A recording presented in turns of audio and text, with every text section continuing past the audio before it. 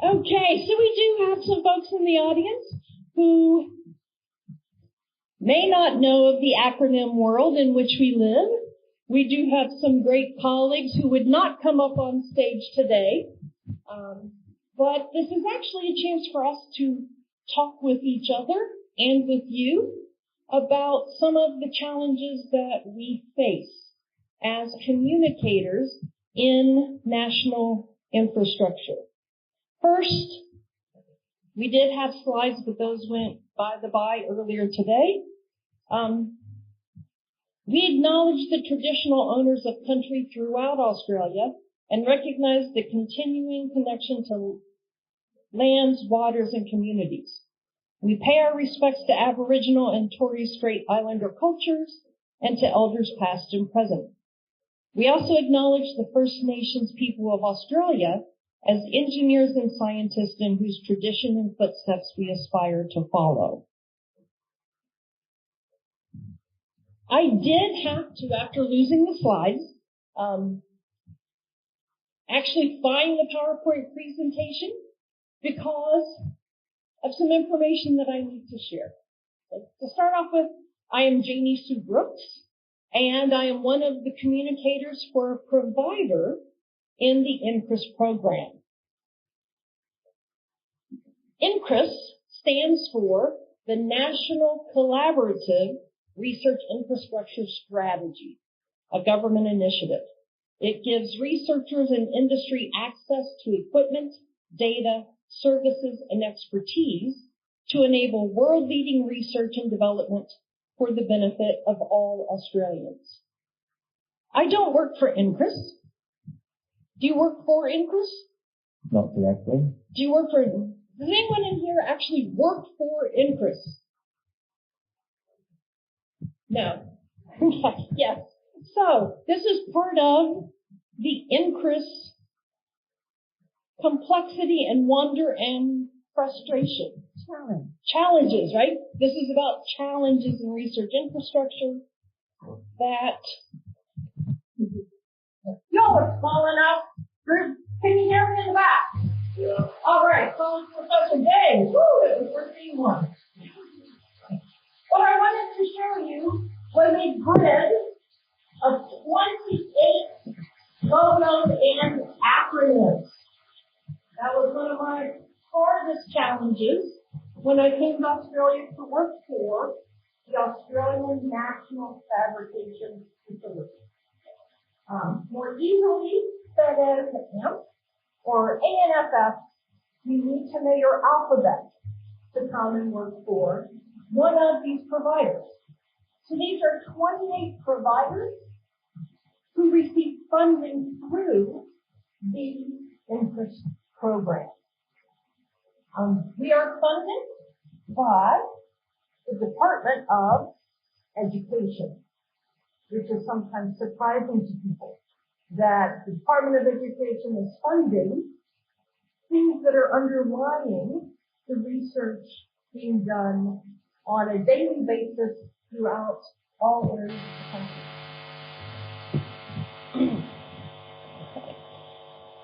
So I've already introduced myself, Janie Sue, Communications Officer. AMP helps Australians make things that are tiny but mighty through nano and microfabrication.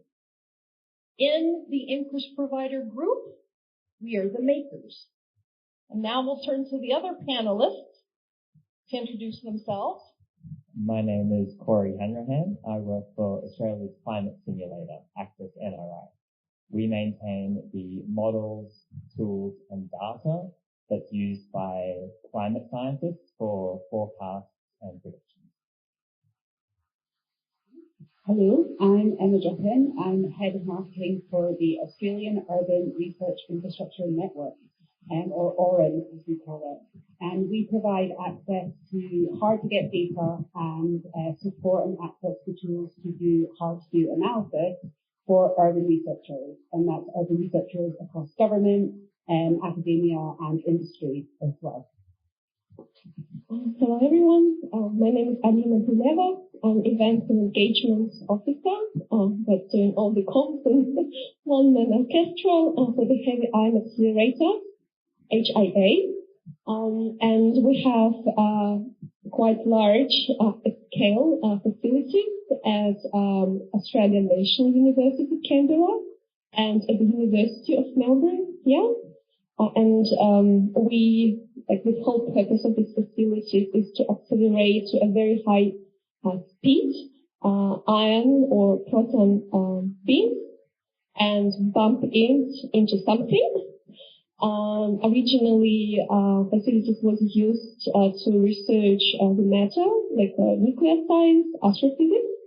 But currently, we support the research and provide services in such areas as space radiation testing, climate and environment.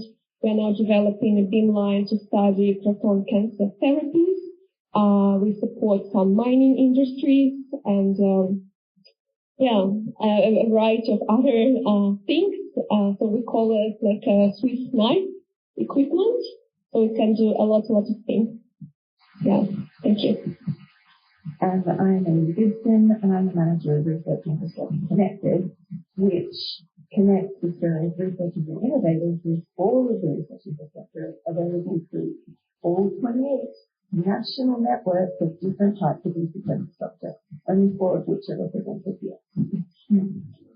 It is huge, but it is hidden. And so one of the first things that we're all going to talk about, and I'll take the lead because no one wanted to take the lead question, but how is infrastructure invisible by design? If you have not heard of NCRIS or of all of the 28 providers receiving money from the Department of Education, that's by design. We are the kingmakers, not the kings. We are the servants that enable the stars to shine. And so, AMP is vitally important, I believe, or I would not be working for this organization. But my job as a communicator is to promote the people who use our instruments and the things that they achieve.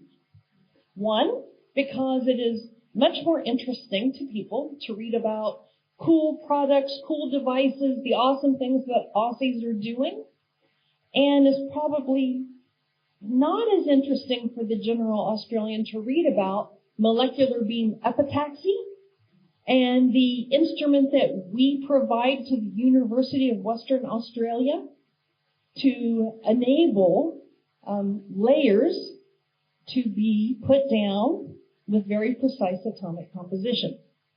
So, our job is to promote our 3,000 users and to tell their stories.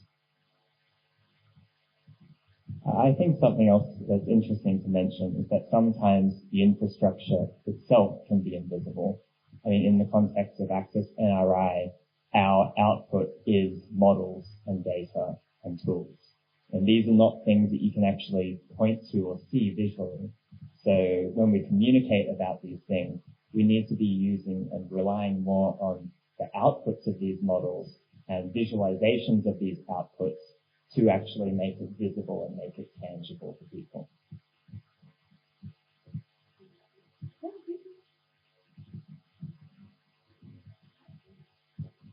No, I agree with that.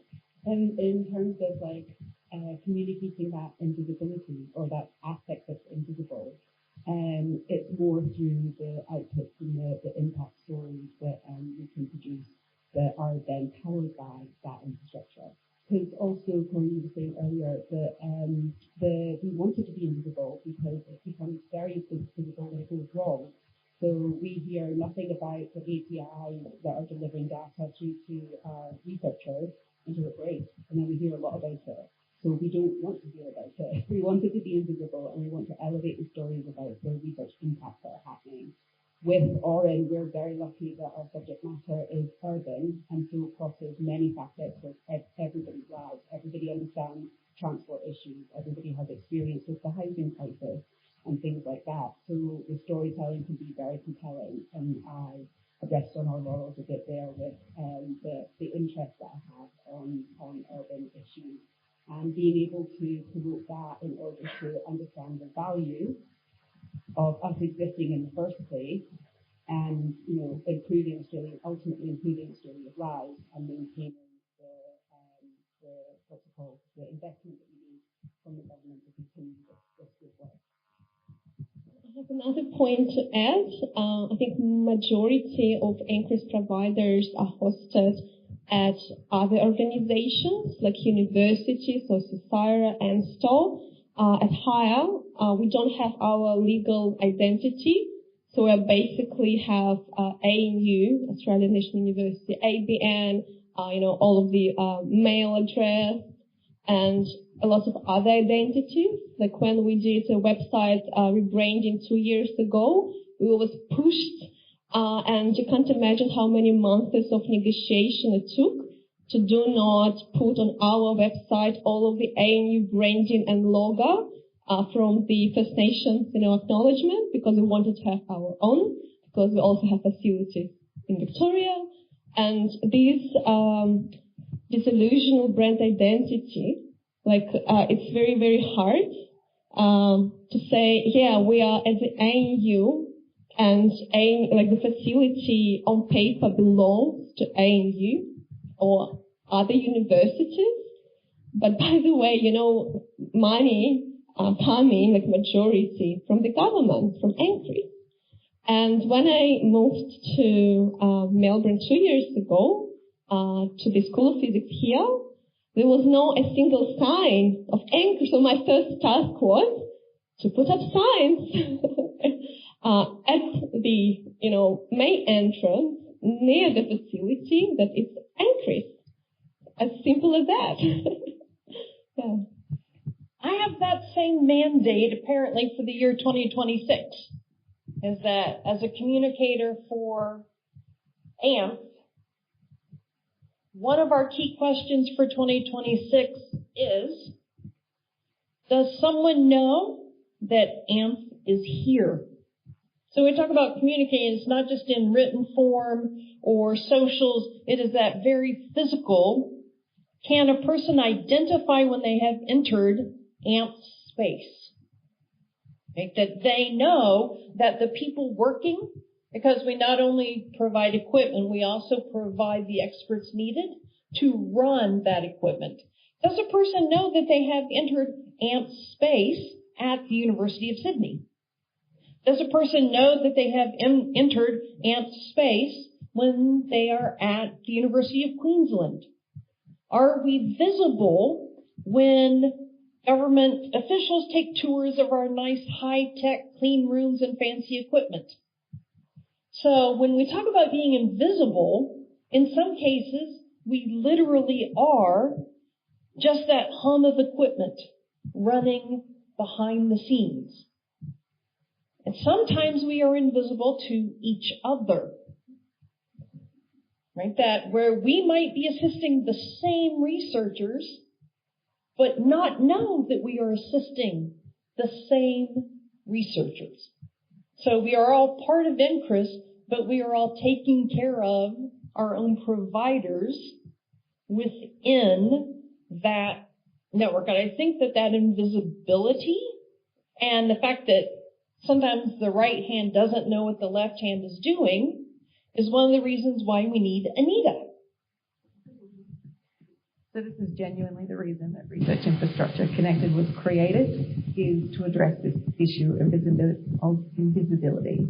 So the whole purpose of NCRIS is to support scientific research by providing instruments and data and experts, and to have those things sitting there consistently and constantly in excellent working condition so that any researchers can come in. It is open access, it's open for industry, it's open for academics, it's open for the general public. Anyone can come in and access this over $4 billion investment in infrastructure and use those things to answer their questions. So it's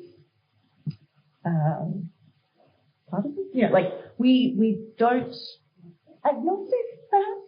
We will support whatever you want to do. You come in, you have your question, we say, okay, if that's your question, these are the tools that you should use and this is the best way to use them. So it's really fast way, and it also trains up those people. So we actually give them the skills to use in their future career as well. NCRIS is an incredible resource, but because it is invisible, people don't know it's there. They don't know that this exists. They often will ask the government to purchase another one of those items, please, which of course they don't. But so we've got research infrastructure connected now in place to raise the visibility of each of these individual providers, that of the program as whole, and also for there to be a single pathway so that people can come in and go, this is my project, and instead of, as Jeannie Sue mentioned, going to maybe 3 or 4 different organisations separately and having the same conversation, they can come in and talk to us once and get deliberate, coordinated support, which makes potentially a really big difference in the experimental design and the time to the outcome, right? And the other side of it is actually so that we get to know each other. Okay. The next question for the panel is, okay, so we are invisible by design, and the researchers are extremely, right, they are the stars. The universities that we serve, the companies, the entrepreneurs are the stars. But what is the purpose and value in communicating about our infrastructure itself? And Emma's going to take the lead on that one. Yeah, so with the value, you could break that down into 3 areas.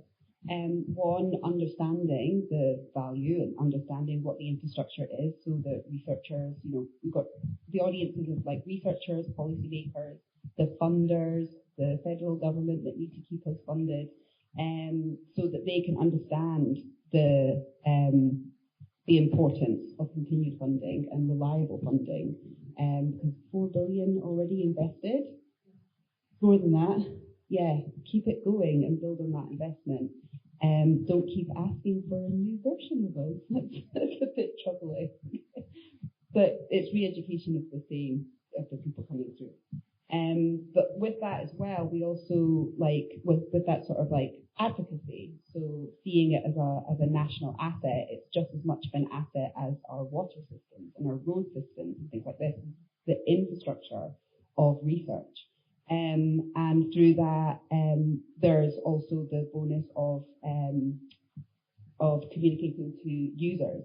So the more awareness there is around the fact that the infrastructure is there, the more users, researchers, etc., can come in and make use of the infrastructure. I'm going back to my Oren brain now. So at Oren, when their researchers are formally, when researchers are doing their urban research, if you're crossing through disciplines like across transport and housing, and they're addressing a question across those areas, they might not know those different areas of expertise, and knocking on doors of all different data providers trying to get access to data can take months and years to broker access to the data they need to do their research. Where they're not data brokers, they're researchers. We want to keep them in their field, in their discipline, at their, what they're best at doing. And if we can underpin that, if we can be that infrastructure for them, to get them to keep them in the point of their research, here is the data, it is already delivered, it's been brokered and built, programmatic access on your behalf, so you can access it like that, then the benefits are enormous. And we can build a better Australia through that. I'd like to add, in our facilities, we always say, yes, our equipment costs, I think it's almost $200 million over the, because our facilities was built 50 years ago initially, and a lot of investment to keep it, up to date, upgrades. But people, if you come to the room and nobody knows how to operate this machine, they're useless. They're just, pile of metal. And to have people available all the time with all of this expertise, because again, researchers need to do something, but they don't know how to use this equipment.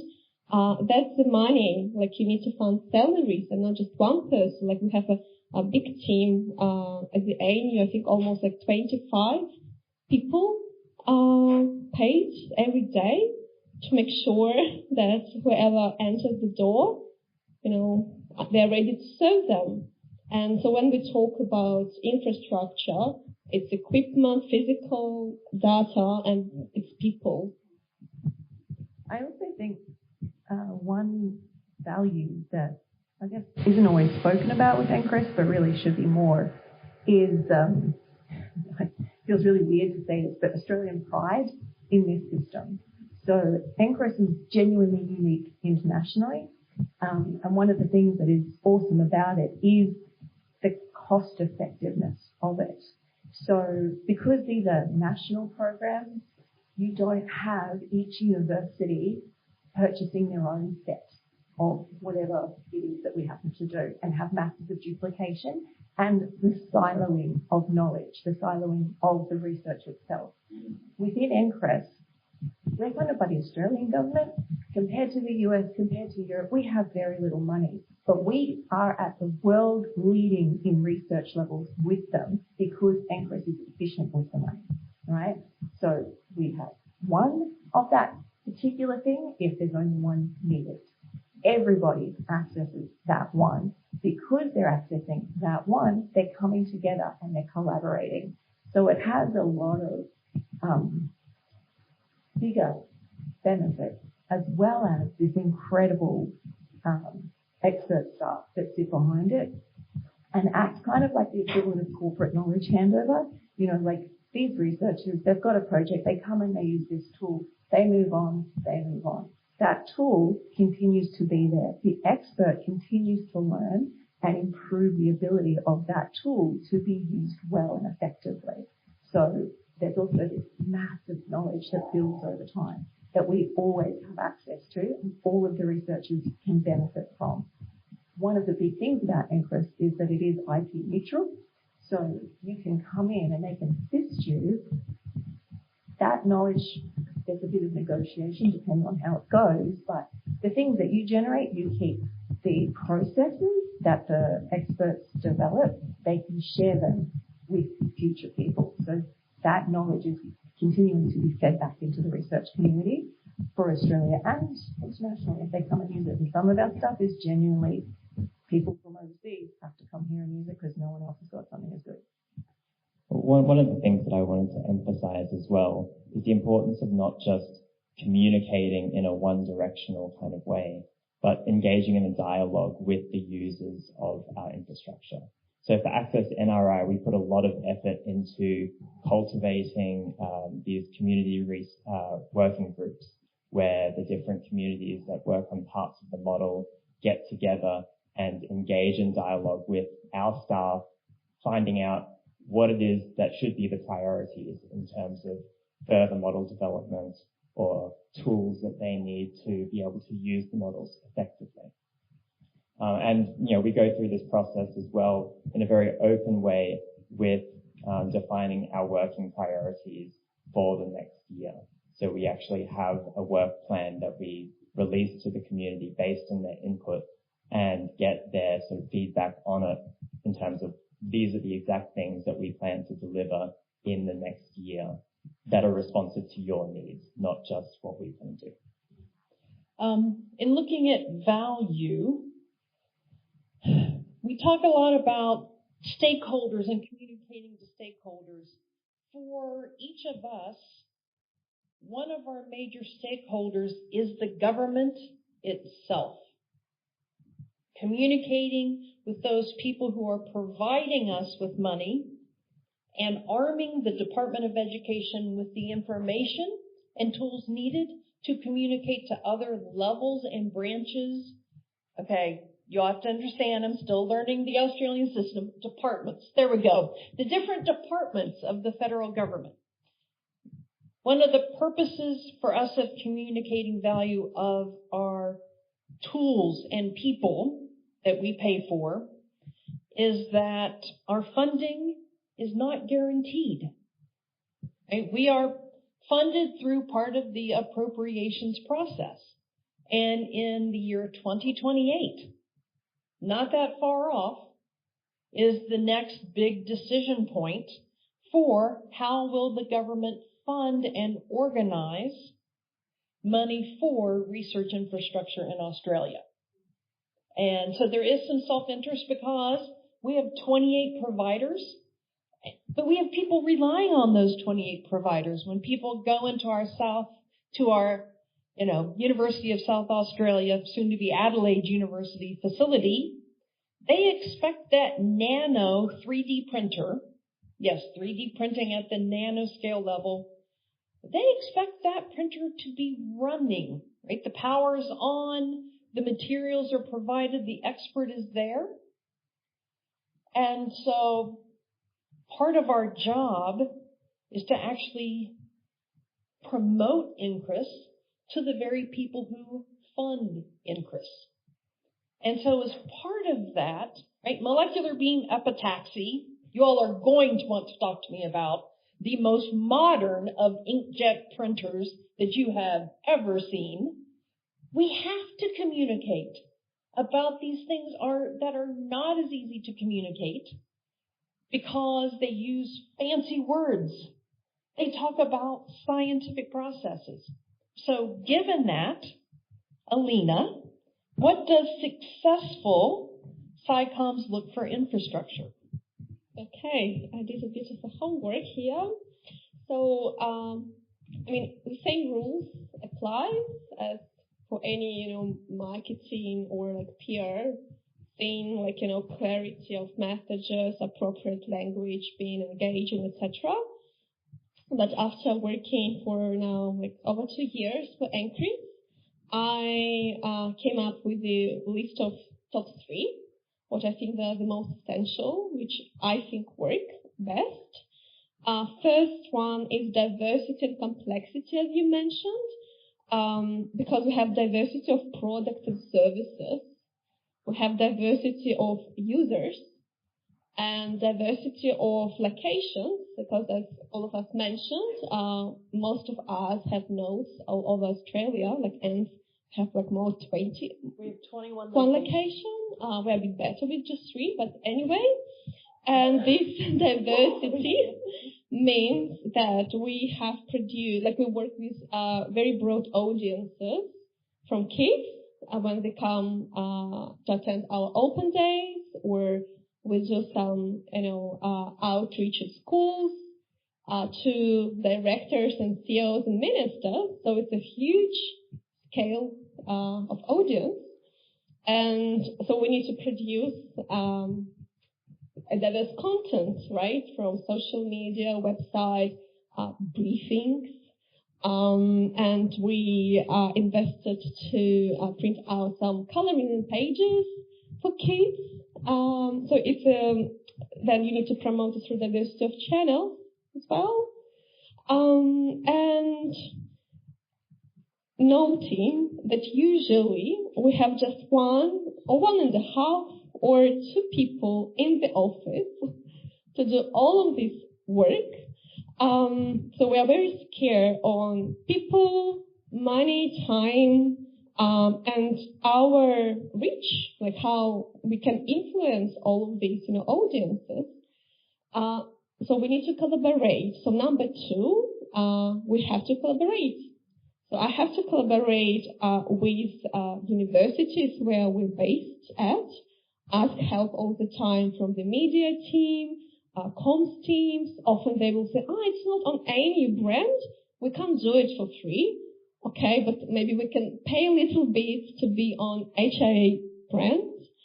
Or we collaborate with the Department of Education as well to produce some content for the social media. And we collaborate with the comms teams from the Centers of Excellence, like our users basically. And how we do it? Through shared expertise, as I said. So I'm being only person plus 7 hours a week supported by casual staff. I don't have all of this expertise. So channels as well. Running 5 or 6 social media accounts, it's unrealistic. So we have to settle on a few and ask, okay, if we have a big event and we don't have Facebook channel, so I go to the College of Science team and say, hey, can you post on the Facebook our ad? Reposting, we have to look for content and just reuse it all the time because we just can't physically produce at scale that amount of content. And so it comes to the third point. It's co-creation of that content. Which I think works best when we work together with our stakeholders. For example, I already mentioned, so the Department of Education last year contacted us to film short videos for social media.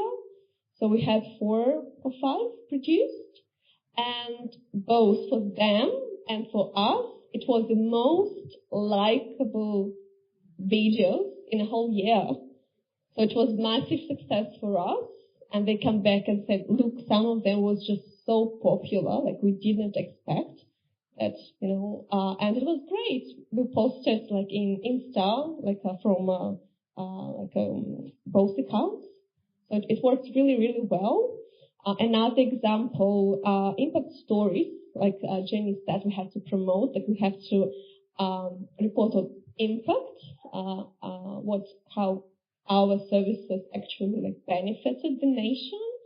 And we did a great project for the DSTG, Department of Science and Technology, Defense Science and Technology Group. Thank you.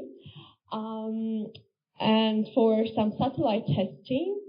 And I knew we are going to go through, long approval process, and some things they don't want us to say.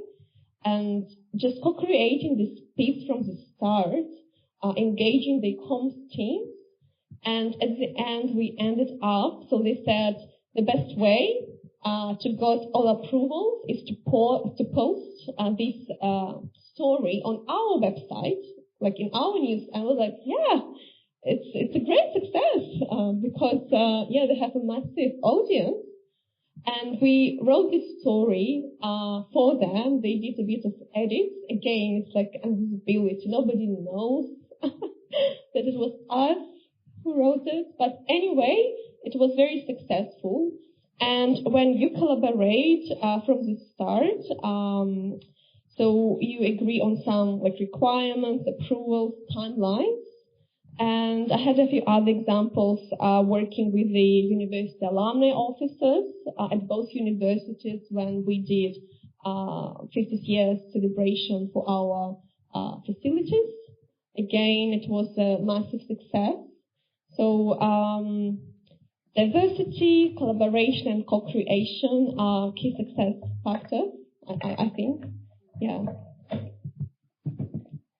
One thing that I wanted to add to that is that our communication is most successful when we don't just communicate about the actual research infrastructure itself. You can have the best research infrastructure in the world, but if that research infrastructure is not being used to enable high quality, impactful research, then you failed as a research infrastructure. So when you highlight and sort of the scientists that are actually using that research infrastructure, as well as the many different organizations that we collaborate with.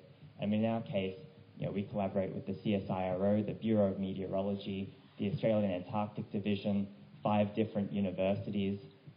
It's all of these people working together that really makes for an impact in the end. So we need to reflect that in our communication as well. However, that does lead to one of the big challenges in our communication, which is all of those organisations, all of those groups have supported that incredible, impactful work.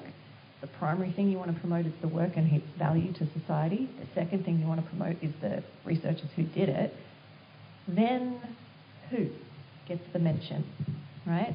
if you've got 8, 10, 28, or 400 plus, if you actually look at all the partnerships underneath Research Infrastructure Connected and the NCRIS network, what level do you get to stop at? How many of those logos can you stick on? What order do you get mentioned in the text or the actual media release or the interview? Who gets cut? That's the question. Who gets cut? And part of it is feeling almost like beggars at times to, even from basic research, to tell our researchers, we really need you to acknowledge AMP in the acknowledgement section of your research paper. If you don't do that, I can't promote the work that's in that paper, and we become invisible. Okay? Flinders Media loves this really cool new gold recovery polymer that's been made. Well, they go and interview the researcher. If the researcher doesn't mention our contribution, that this polymer is made and measured by at least 2 NCRIS projects, then it doesn't get into the Flinders University media story. But even if it is down in paragraph 7, when that is picked up, if they do well, if that is picked up by the broader media, it's in the paragraphs most likely to be cut as it moves forward. And that is hard. That is hard to write. You know, we talk about infrastructure being invisible. If that's invisible, then we must be some of the most invisible communicators on the planet. I have seen my writing out in Manufacturers Monthly or in AU Manufacturing, because people will email me, Janie, AMP was featured in Manufacturers Monthly. And I go and I look and I'm going, you know what, that is such an awesome, well-written story? Because I wrote it. I mean, you know what, then that's successful SciComms for us. I mean, I just have to suck it up pride-wise and actually take the compliment that, you know, for AMP, that's a win.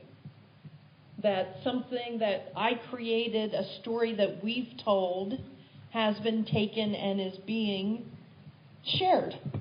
And so you take those victories when you get them. So if you would like to take my stories, you are always welcome to do so. Okay. We are jack of all trades here.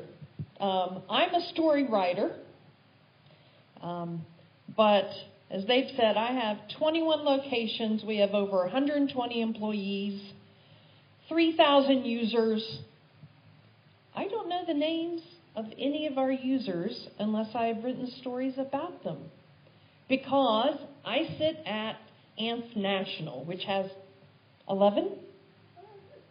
14. All right, we're growing, and then we'll shrink again. So for me, maintaining and trying to keep this network of locations telling AMP stories can be difficult to nurture. And so the next question for the panelists is, how do you maintain your communications network, and how do you maintain brand consistency and messaging? Like, does your organization have a consistent message that it wants to tell? And then what do you have to do to get all of your players and parts to communicate that message? I can take on, because as I said, when I joined 2 years ago, the team, I was the first professional doing this job. Because before it was just some researchers created some logo, and another researcher or casual student would, run social media, etc. So I started with exactly this thing, like what our brand identity, our visuals, because the website colors didn't match the flyers, and the posters or banners. So I had to convince to invest a big amount of money to pay to a designer to look at all of our assets and unify them, these colors, these fonts, at the visual level, and say, no, you're not updating the flyer yourself. Send it to me. I have a template. You need a business card. Please don't do it yourself on ANU template, because your salary is paid by HAA. You need to have logo on an ANU business card.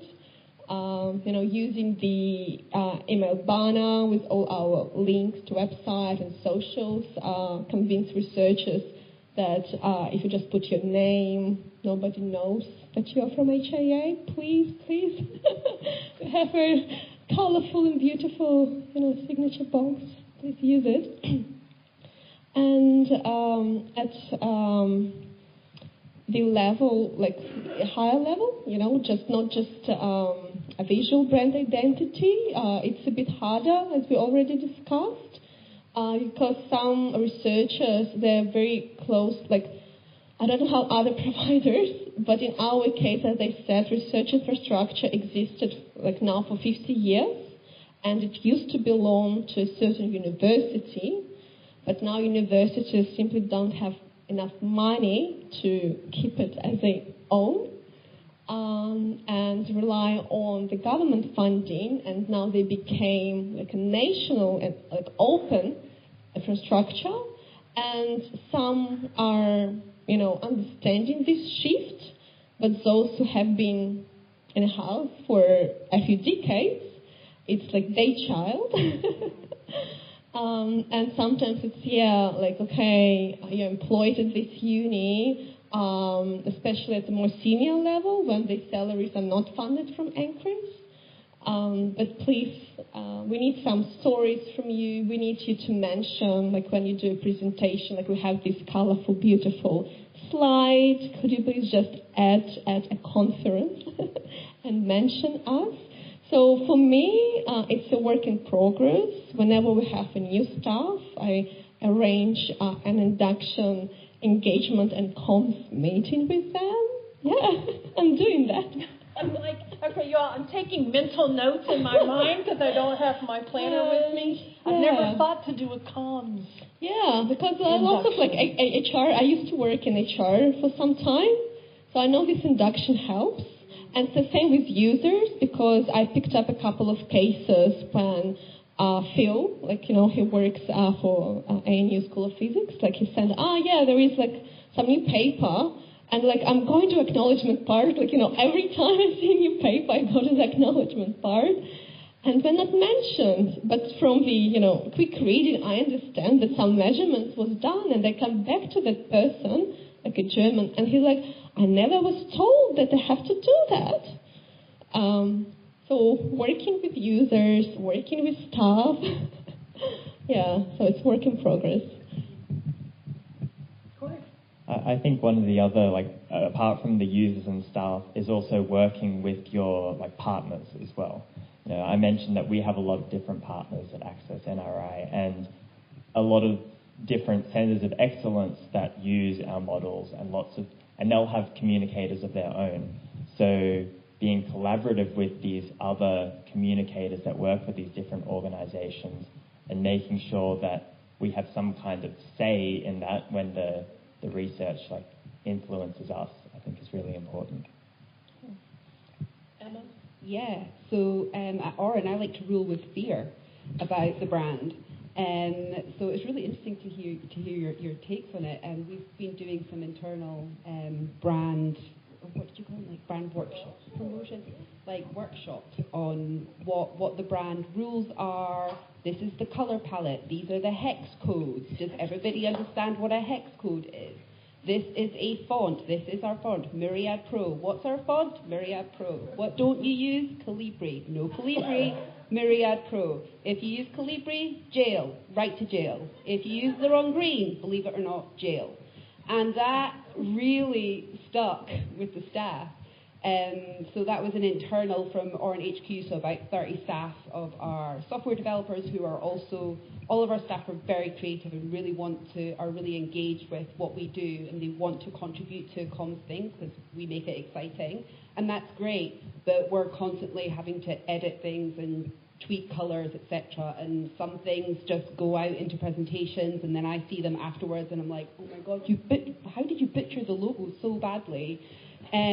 So we have these sessions where I reiterate these the rules and the consequences.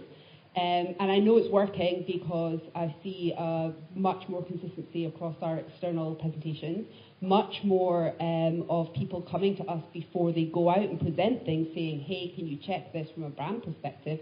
Yes, we can. And it's also good to know that you're talking at that massive national conference that we can then leverage that opportunity for.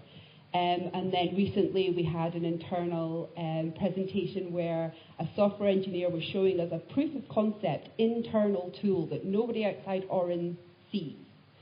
And he put it up, and I immediately knew that the green was wrong. He's used the wrong hex code, but it's internal, so it's fine. And he turned to me in an audience of like 30 other people and said, I'm really sorry that the limited on this, software, that our options are limited, that's the best screen I could do.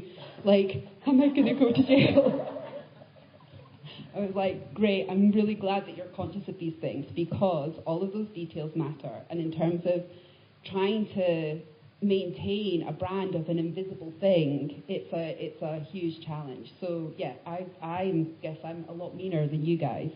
But also I am kind as well, in that we spend a lot of time refining our offering to internal teams and also to our partner, because we partner across about 120 institutions that all at some point are connected to creating some kind of communications stuff for that involve Oran. So if we make our resources like findable, here is the color palette, here is the the branding guidelines, and we have, what would the word be, like where they can templates. Thank you. It's coming up to lunchtime, right? Blood sugars are dropping. So we have templates for them to use. If we hear of something that's happening, we want to get an article out of it, please fill out this template. What is it? Why is it? Why are you doing it? How does it connect to our goals? And so then we can take that and make consistent communications out of it. And that's helped enormously. The collaboration and the content like gathering works much better when you are a bit more prescriptive about what you want from them.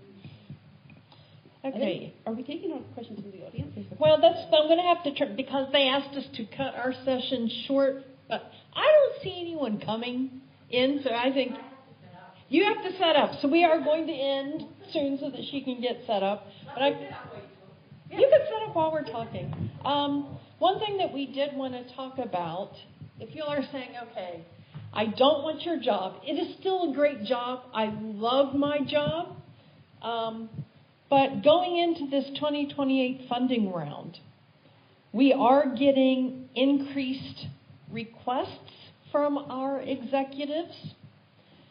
That's a very gentle way to put it. That's a very gentle way of putting it. Janie, when you have lots of time, I want you to help Alina create this Year of Quantum story. I had been so hoping that Jane would not catch on that I had not started helping. I roped her in. Was that you or was me? I hate you. Okay, so, but then I quickly said, wait a minute, Alina, it is hard working across providers. It's all I can do to get the AMP stories written, to do our only LinkedIn account because I really don't do much with socials. And so to just talk about it, before I let Anita have the last few minutes, I do want to say that these are areas where communicators come in to help us. The Year of Quantum story is just too big for any single provider to write. That's a lot of work. So we are wise enough eventually to say, okay, we need some help. And so for the Year in Quantum story, we are very fortunate to have Science in Public helping us to organize the piece, to get information from seven providers for that story. But helping us go beyond just each of ourselves is one of the main reasons why we have Anita. I don't want to take credit for this, okay? Research Infrastructure Connected was created as a response to this need. We need to start promoting research infrastructure, and we need to start promoting NCRIS in order to ensure ongoing funding, because that's coming up. However, as mentioned at the very beginning, none of us are actually employed by the Department of Education, so we're not allowed to speak on behalf of NCRIS. So the providers as a network got together and said, all right, well, how can we create multi-provider or cross-provider or entire network messaging to promote research infrastructure? And so we created Research Infrastructure Connected. Behind this, we absolutely rely on basically three communities of practice. One is the NCRIS directors. They all get together, they talk about what they want, they give us some strategic direction. The next is, I'm going to come with you guys, the business development community of practice, because they also obviously perform outreach. And the third, and for this most valuable community of practice, and thank goodness it was already established before I came on board, is the NCRIS Comms Network. They get together every month, they exchange ideas, they talk about the different challenges they've had, what new tools they're using, they provide resources for each other to work together, and they do collaborate on stories. And there's been very clear benefits, like much greater impact of stories if they co-collaborate on writing it at the beginning and release it as a joint thing, and then learning to do that with their other partners as well and expanding the reach. We all repost, we all use the same consistent NCRIS impact hashtag. We get into the Department of Education socials as a consequence of this, and that broadens all of our reach to all of our audiences rather than only speaking to someone who's doing climate science. Right, so it really makes a big difference to how broadly we can speak and how many people can learn about what is available to them. And I just get to take advantage of you people. And I greatly appreciate all the work that you have done in supporting us in setting this up. And every time we come to you with an ask saying, all right, we want to do this thing now. Can you please send me everything you have? And then I just coordinate putting it together.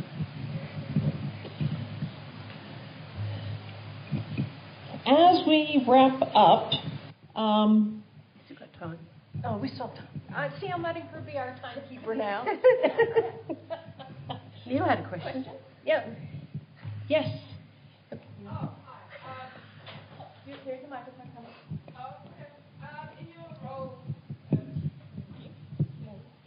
In your roles, is it your responsibility to find users for your various facilities? And do you have any strategies that you could share if that is part of your role? Do you mean as in get people to come in and use the facility? I would say for AMP, we do have, remember we have these tiered structures. So when we look, it is definitely a tiered approach. So I personally, I create the candy store. That, coming to AMP, I was the kid in the candy store, and I've come to learn that no, I'm actually the person stocking the candy store, that by things that I create, our business development people can go out to trade shows and to share the word of AMP, that our regional, our hubs, nodes is the next level down, that our nodes can take our stories and promote those at their level. Ultimately, it has to be a collaborative, we supply money, but a lot of our users are academic and get pulled in that way. So we don't directly recruit clients. That is done more from our lower levels of organization for AMP. my response to your question will be yes. Because we have a comms plan which should support strategic objectives and our 5-year plan and increase, in our case, industry user base. It's one of the 5 key objectives. And my work is basically to support the business development. We don't have a team, but whenever our people attend, conferences or we make a decision in terms of exhibiting or sponsoring, if it works, we will get any benefit, any new users we are going to meet there.